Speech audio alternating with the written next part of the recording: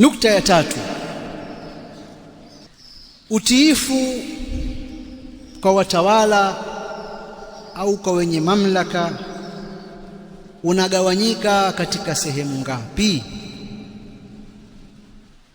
Kwa maana ya kwamba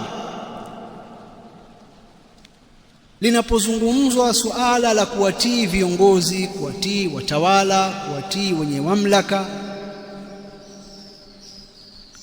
kitu gani kinakusudiwa katika utiifu wao?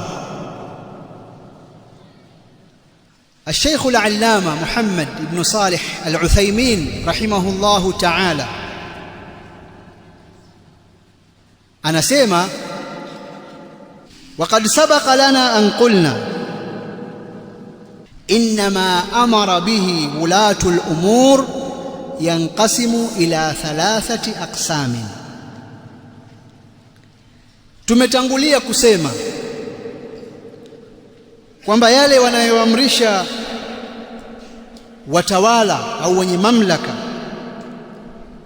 yanagawanyika katika sehemu 3. القسم الأول أن يكون الله قد أمر به، مثل أن يأمرون بإقامة الجماعة في المساجد، وأن يأمرون بفعل الخير وترك المنكر وما أشبه ذلك، فهذا واجب من وجهين: أولا أنه واجب أصلا، الثاني أنه أمر به ولاة الأمور.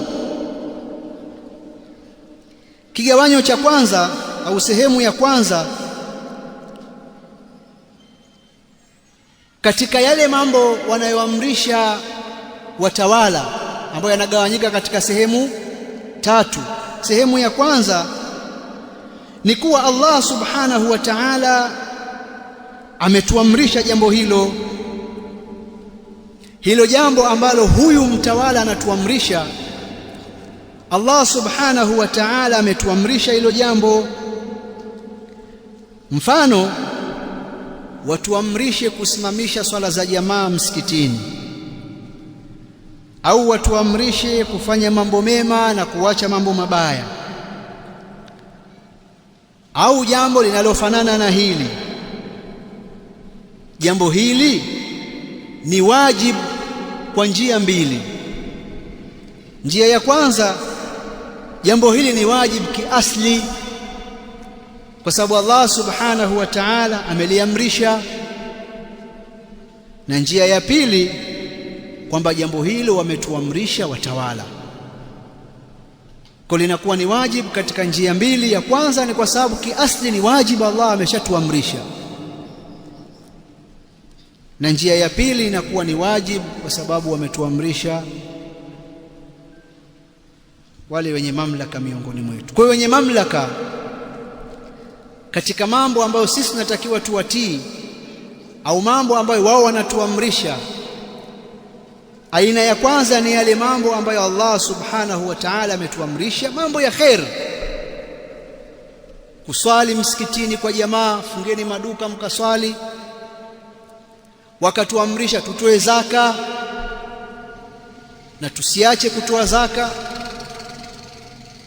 kama Abu Bakar radhiallahu ta'ala anhu alivyowapiga watu waliotofautisha kati ya zaka na swala, na akasema la uqatilanna man farraqa baina as-salati waz-zaka, wallahi nitampiga vita aliyetenganisha baina ya swala na zaka. Toeni zaka. Wakatuamrisha, wewe bwana toa zaka. Au kufunga saumu Ramadhani, mfunge. Heshima ya Uislamu muitetee, sio watu wauze vyakula mwezi wa Ramadhani. Kuna amri imetoka, lakini amri hii kiasli tayari Allah subhanahu wa ta'ala ametuamrisha. Au wakatuamrisha kufanya mambo mazuri, watu watoe sadaka, wafanyie watu wema. Au wakatuamrisha kuacha mabaya, hakuna kutembea uchi, mtu akivaa nguo zieleweke, hapana. Mwezi wa Ramadhani mtu hakuna kula, kama yanavyofanya katika baadhi ya sehemu watu wa haki za binadamu wakalalamika. Amri ile kiasli tayari ameshaamrisha Allah. Wakituamrisha watawala ni amri katika namna mbili, hakuna madanguru, vunja pombe, hakuna. Hawa ni watawala wanaoamrisha mambo ambayo Allah subhanahu wa ta'ala ameamrisha. Qismu ya kwanza. Alqismu thani an ya'muruna bima'siyati Allahi azza wa jalla,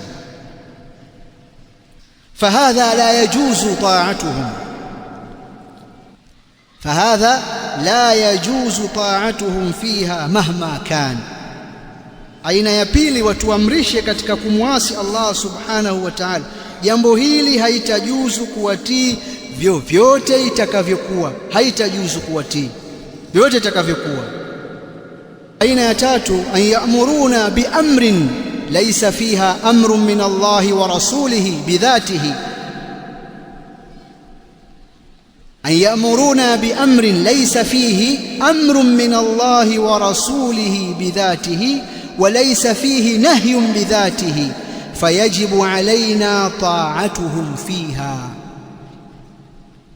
Ni wao kutuamrisha katika jambo ambalo hakuna amri ya Allah subhanahu wa ta'ala wala amri ya mtume katika jambo hilo kwa dhati yake, wala hakuna katazo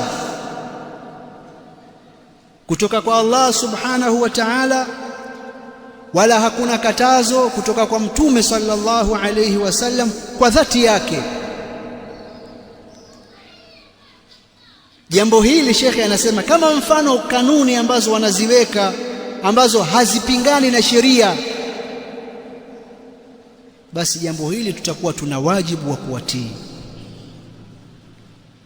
Ukiliangalia jambo halina amri kutoka kwa Allah wala kutoka kwa mtume Muhammad sallallahu alayhi wasallam, wala halina katazo, na ukiliangalia jambo unaona ni jambo lenye maslahi, basi hapo tutakuwa tuna wajibu wa kutii. Na hapa yataingia mambo mbalimbali katika masalihi ya kidunia, kuhusu mambo yanayohusu usafi, kama ni usafi wa mazingira, mambo yanayohusu usalama na sheria za polisi, mambo yanayohusu kudhibiti uhalifu, na mambo mengine yanayohusu miamala ya kibiashara ambayo hayana amri, hayana katazo, lakini ni masala yana maslahi. Yote yataingia katika hili. Tunajifunza nini? Tunajifunza ima tutaamrishwa jambo ambalo Allah subhanahu wa ta'ala na mtume wake wameamrisha, au jambo ambalo hawajaamrisha wala hawajakataza, au watatuamrisha maasi. Haya mawili ya mwanzo tutawatii, hili la tatu la maasi hatutawatii. Kwa nini? Kwa sababu mtume sallallahu alayhi wasallam anasema la ta'ata li makhluqin fi ma'siyati al-khaliq, hakuna utiifu kwa kiumbe katika kumwasi muumba. Innama at-ta'atu fil ma'ruf, hakika hapana vingine, utiifu na taa ni katika mambo mema. Kwa hiyo vikiongozi vyovyote atakavyokuwa akiamrisha maasi hatatiiwa, utiifu hautakuwepo. Kuanzia leo hakuna kuswali swala za faradhi wala swala za jamaa, hakuna utiifu. Kuanzia leo watu wote wao wana vijisanamu vyao, wakitaka kuomba dukani viwekwe pale kabla hajafungua hakuna utiifu. Wa in jahadaka ala an tushrika bi ma laysa laka bihi ilmun fala tuti'huma.